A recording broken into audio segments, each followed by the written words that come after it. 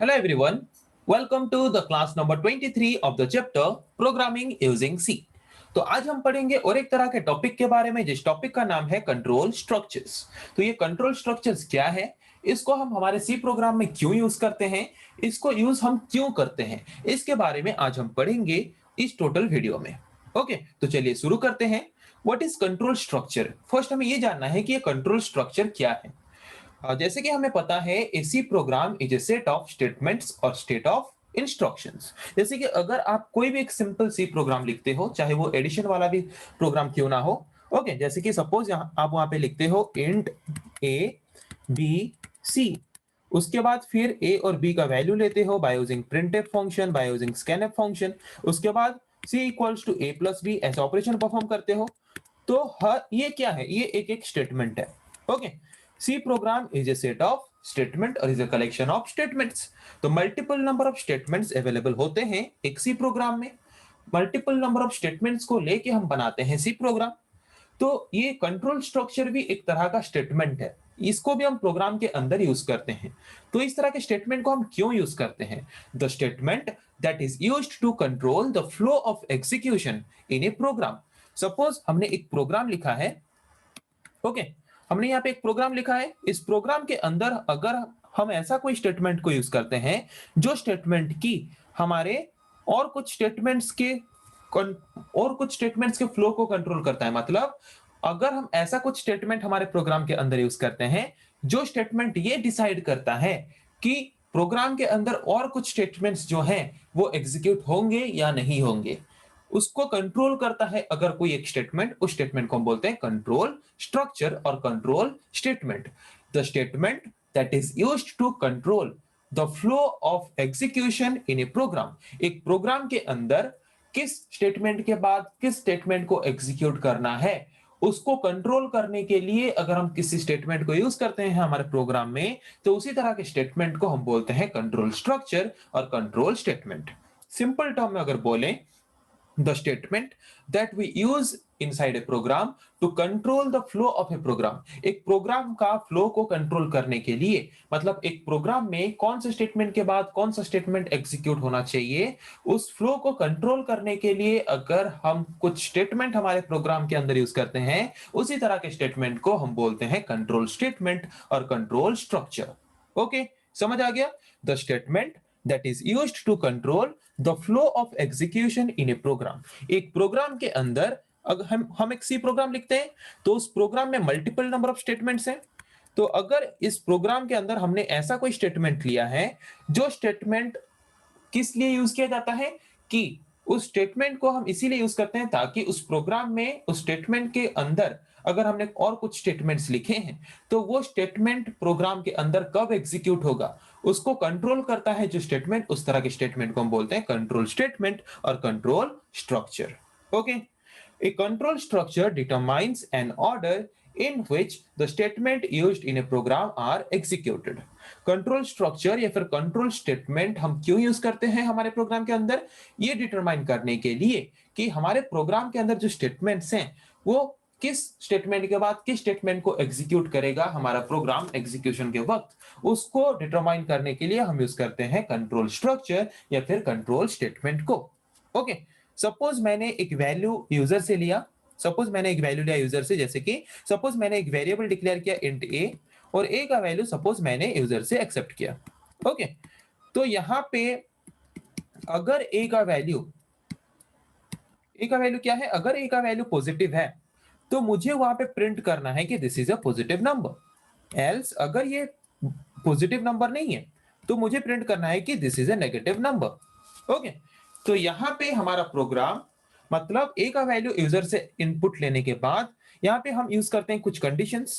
Okay, ये condition use करके क्या करेगा, चेक करेगा। अगर ये कंडीशन सही होता है तो इसके अंदर जो स्टेटमेंट है प्रोग्राम एग्जीक्यूशन के वक्त ये स्टेटमेंट एग्जीक्यूट होगा।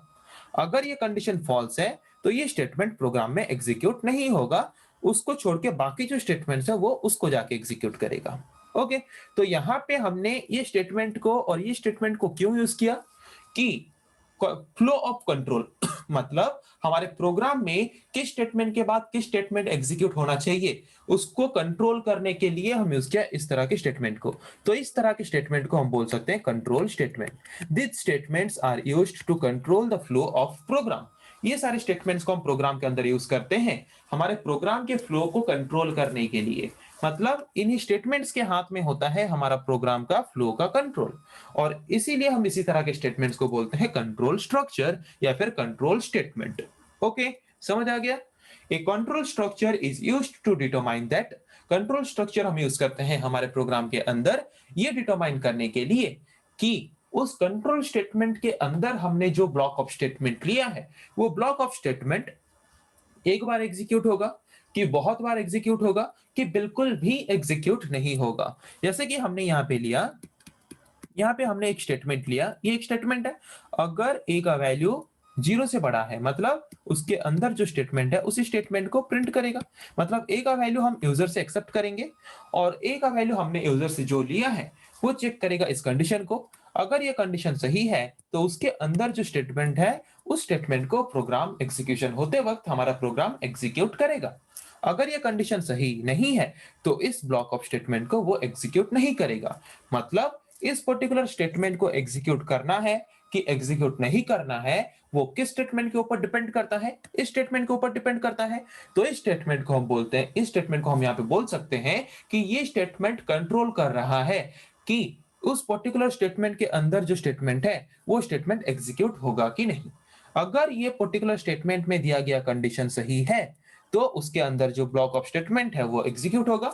अगर ये कंडीशन फॉल्स है तो उसके अंदर जो ब्लॉक ऑफ स्टेटमेंट है वो एग्जीक्यूट नहीं होगा। मतलब ये कंट्रोल कर रहा है प्रोग्राम को कि प्रोग्राम में कौन से स्टेटमेंट के बाद कौन से स्टेटमेंट एग्जीक्यूट होंगे। तो जो स्टेटमेंट हमारे प्रोग्राम के एग्जीक्यूशन में फ्लो, प्रोग्राम के फ्लो को जो कंट्रोल कर रहा है जो स्टेटमेंट, उस स्टेटमेंट को हम बोल सकते हैं कंट्रोल स्टेटमेंट या फिर कंट्रोल स्ट्रक्चर। तो ये कंट्रोल स्ट्रक्चर डिसाइड करता है या फिर डिटरमाइन करता है कि एक पर्टिकुलर ब्लॉक ऑफ स्टेटमेंट जो कि उस कंट्रोल स्ट्रक्चर के अंदर है या फिर उस कंट्रोल स्ट्रक्चर के अंडर है, वो एक बार एग्जीक्यूट होगा कि बहुत बार एग्जीक्यूट होगा या फिर बिल्कुल भी एग्जीक्यूट नहीं होगा, वो डिसाइड करेगा कौन? Control structure. ओके, तो different types of control structures हैं, जैसे कि decision making structures, looping structures, ऐसे different type of control structures या फिर कंट्रोल स्टेटमेंट हम हमारे प्रोग्राम के अंदर यूज करते हैं हमारे प्रोग्राम के फ्लो को कंट्रोल करने के लिए। ओके, तो पहले देखते हैं डिसीजन मेकिंग स्ट्रक्चर्स, किस तरह के स्ट्रक्चर्स या फिर किस तरह के कंट्रोल स्टेटमेंट्स होते हैं, इस तरह के स्टेटमेंट्स को हम हमारे प्रोग्राम में क्यों यूज करते हैं। तो डिसीजन मेकिंग स्ट्रक्चर या फिर डिसीजन मेकिंग स्टेटमेंट, ये किस तरह के स्टेटमेंट होंगे? जिस तरह के स्टेटमेंट्स को यूज करके हम क्या करते हैं? डिसीजन मेकिंग करते हैं। डिसीजन मेकिंग करते हैं मतलब हम डिसीजन कैसे लेंगे? By using some condition. हमारे पास कुछ कंडीशन होगा, उस कंडीशंस को बेस करके हम डिसीजन लेंगे। वैसे ही अगर हमारे प्रोग्राम में हम ऐसे कुछ स्टेटमेंट्स यूज कर रहे हैं जिन स्टेटमेंट्स के में की हम कंडीशंस यूज करते हैं, ओके, अगर वो कंडीशन सही होगा तो उस पर्टिकुलर स्टेटमेंट के अंदर जो ब्लॉक ऑफ स्टेटमेंट है वो ब्लॉक ऑफ स्टेटमेंट एग्जीक्यूट होंगे। अगर कंडीशन फॉल्स होगा तो उन ब्लॉक ऑफ स्टेटमेंट को एग्जीक्यूट ना करके बाकी ब्लॉक ऑफ स्टेटमेंट को वो क्या करेगा? एग्जीक्यूट करेगा। मतलब सिंपल टर्म में अगर बोले तो ये एक ऐसा स्टेटमेंट्स है, डिसीजन मेकिंग स्ट्रक्चर्स ऐसे स्टेटमेंट्स हैं जिन स्टेटमेंट्स में हम कंडीशंस को यूज करते हैं ये डिसाइड करने के लिए कि कौन से ब्लॉक ऑफ स्टेटमेंट को हमारा प्रोग्राम एग्जीक्यूट करेगा एग्जीक्यूशन करते वक्त। Okay, decision making structures have one और मोर कंडीशंस। ये ऐसे स्ट्रक्चर्स हैं या फिर ऐसे स्टेटमेंट्स हैं जो कि कंडीशंस को यूज करते हैं और कंडीशंस को प्रोग्राम में टेस्ट करते हैं। मतलब यूजर वैल्यू इनपुट करेगा, उसी वैल्यू को लेके टेस्ट करेंगे उस पर्टिकुलर कंडीशन के द्वारा। अगर कंडीशन सही निकलता है तो उस पर्टिकुलर कंडीशन के अंदर या फिर उस पर्टिकुलर कंडीशन वाले स्टेटमेंट के अंदर जो ब्लॉक ऑफ स्टेटमेंट है वो एग्जीक्यूट होगा।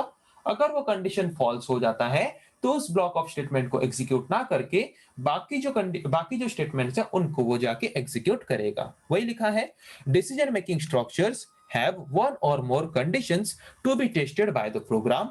डिसीजन मेकिंग स्ट्रक्चर्स में हम यूज करते हैं एक या फिर एक से ज्यादा कंडीशंस और उन्हीं कंडीशंस को हमें प्रोग्राम में चेक करना होता है along with a statement or statements that are to be executed if the condition is true।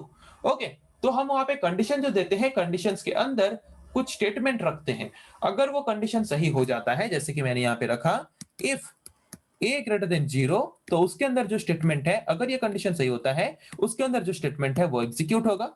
अगर ये कंडीशन फॉल्स है तो इसको एग्जीक्यूट ना करके उसके बाद जो स्टेटमेंट्स हैं उनको एग्जीक्यूट करेगा। तो इस तरह के स्ट्रक्चर को या फिर इस तरह के कंट्रोल स्टेटमेंट को हम बोल सकते हैं डिसीजन मेकिंग स्ट्रक्चर या फिर डिसीजन मेकिंग स्टेटमेंट। जिस तरह के स्ट्रक्चर या फिर जिस तरह के स्टेटमेंट में हम हमारे स्टेटमेंट्स को, ब्लॉक ऑफ स्टेटमेंट को एग्जीक्यूट करते हैं बाय depending on the conditions. Condition को बेस करके अगर हम हमारे प्रोग्राम में जिस तरह के स्टेटमेंट में हमारे प्रोग्राम के फ्लो को कंट्रोल करते हैं, उस तरह के कंट्रोल स्ट्रक्चर या फिर उस तरह के कंट्रोल स्टेटमेंट को हम बोलते हैं डिसीजन मेकिंग स्ट्रक्चर या फिर डिसीजन मेकिंग स्टेटमेंट।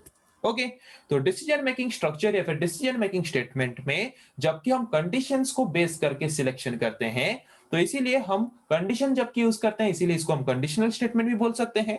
और कंडीशन को बेस करके जबकि हम सिलेक्शन करते हैं कि कौन सा स्टेटमेंट हमें एग्जीक्यूट करना है, इसीलिए हम इसको सिलेक्शन स्टेटमेंट या फिर सिलेक्शन कंट्रोल स्ट्रक्चर भी बोल सकते हैं। ओके, समझ आ गया? तो C programming language different types of हमें डिसीजन मेकिंग स्ट्रक्चर्स या फिर डिसीजन मेकिंग स्टेटमेंट प्रोवाइड करता है, जिसको हम हमारे प्रोग्राम के अंदर यूज करके क्या कर सकते हैं, कंडीशंस यूज करके क्या कर सकते हैं, ब्लॉक ऑफ स्टेटमेंट्स को एग्जीक्यूट कर सकते हैं हमारे प्रोग्राम के अंदर। तो क्या है different type of decision making statements या फिर decision making structures? Simple if statement, if else statement, nesting if else statement, else if ladder, switch statement, ये सारे एक एक तरह के डिसीजन मेकिंग स्ट्रक्चर्स या फिर डिसीजन मेकिंग स्टेटमेंट्स हैं, जिनको यूज करके हम क्या कर सकते हैं, प्रोग्राम के फ्लो को कंट्रोल कर सकते हैं हमारे सी प्रोग्राम में। ओके, तो अभी आते हैं और एक तरह के कंट्रोल स्ट्रक्चर या फिर कंट्रोल स्टेटमेंट के बारे में, जिसका नाम है लूपिंग स्ट्रक्चर। ओके, तो जैसे कि हमें पता है, जनरली नॉर्मली हमारा सी प्रोग्राम अगर हम लिखते हैं, C program is a collection of statements. तो सी प्रोग्राम हम लिखते हैं जो वहां पे बहुत सारे स्टेटमेंट्स होते हैं, ब्लॉक ऑफ स्टेटमेंट्स होते हैं। तो हर एक स्टेटमेंट के बाद हर एक स्टेटमेंट एग्जीक्यूट कैसे होता है, सिक्वेंशियली।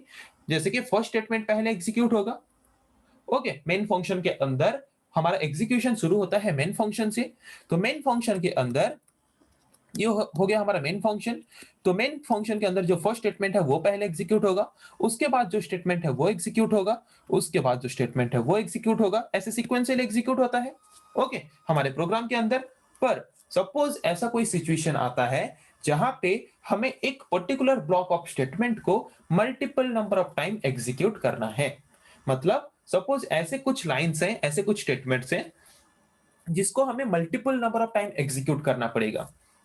तो वहां पे हमें चाहिए ऐसे कुछ स्ट्रक्चर्स, ऐसे कुछ स्टेटमेंट्स जो कि हमारे प्रोग्राम के फ्लो को कंट्रोल कर सकें और सेम स्टेटमेंट को multiple number of time execute कर सकें, जितना बार हम एग्जीक्यूट करना चाहते हैं।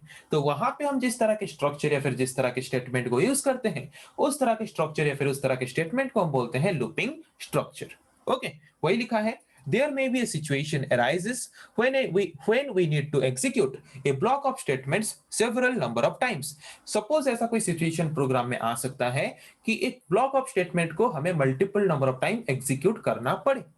तो वहां पे एक ब्लॉक ऑफ स्टेटमेंट को multiple number of time execute करने के लिए हम जिस तरह के स्टेटमेंट, जिस तरह के कंट्रोल स्ट्रक्चर को यूज करते हैं हमारे प्रोग्राम में, उसको हम बोलते हैं लूपिंग स्ट्रक्चर या फिर लूपिंग स्टेटमेंट्स।